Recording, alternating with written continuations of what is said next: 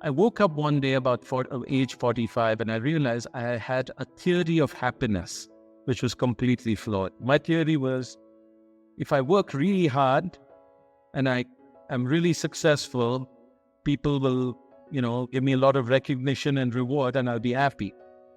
And I realized where that happened. It started happening in school.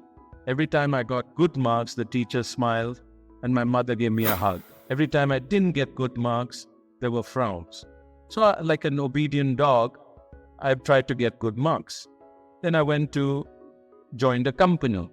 Every time I did some good work, boss was happy, gave you a raise, a promotion. Every time you didn't do it, you got a kick. So you're trained. Okay. So you get on this treadmill. The problem is, like an alcoholic, you need to drink more and more to get the same high.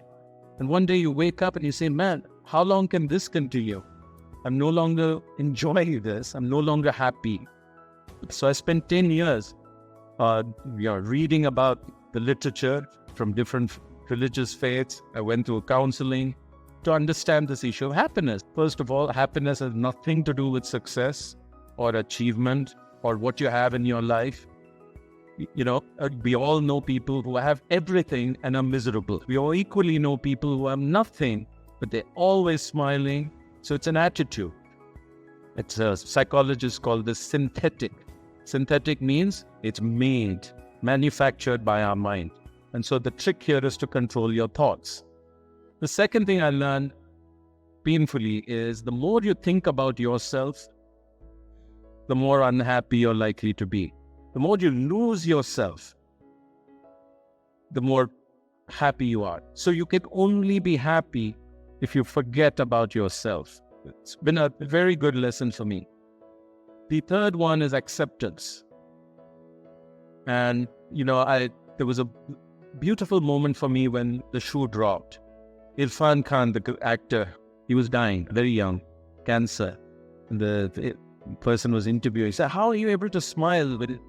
You know you're going to die in 2 months. I said, well, I'd hope life would be different, but life has no obligation to give us what we expect.